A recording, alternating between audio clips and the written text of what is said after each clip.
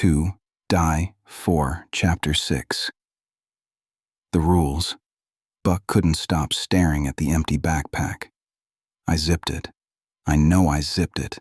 Kelly believed him. The tape hadn't fallen out. It had left. No one spoke as Chad led them upstairs. The third floor had been closed for years. The hallway smelled of dust and old wood. Every window was nailed shut. At the very end, one door, heavy, steel. Chad unlocked it with a key hanging around his neck. I hoped I'd never have to open this room.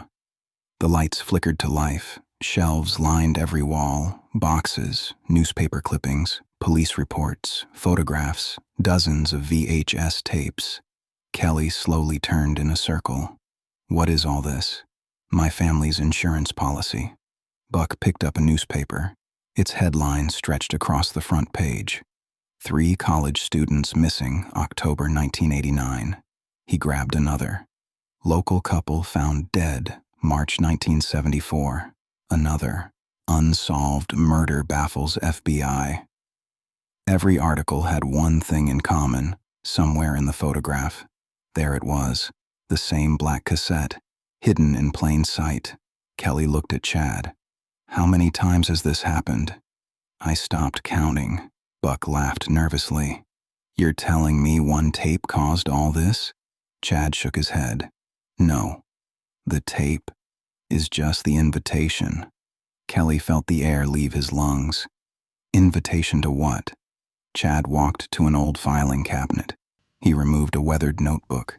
The leather binding had nearly fallen apart. My grandfather kept notes. He said there were rules. Kelly frowned. Rules? Chad opened the notebook. The pages trembled in his hands. He read slowly. Rule 1. If you watch the tape, it watches back. Kelly looked away.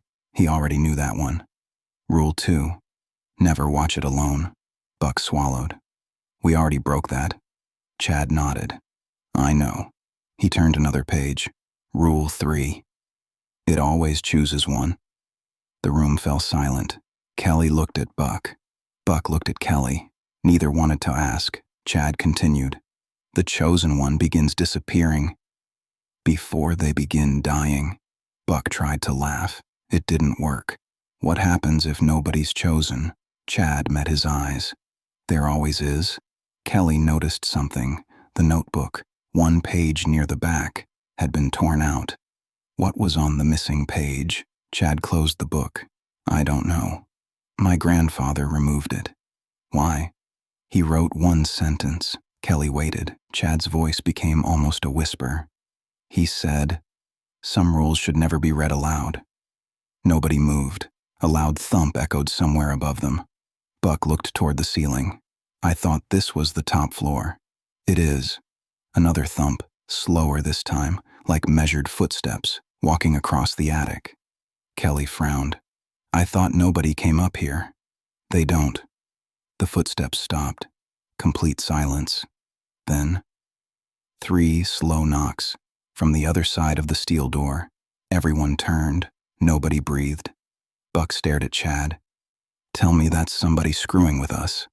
Chad never took his eyes off the door. It can't be. Why not? Because...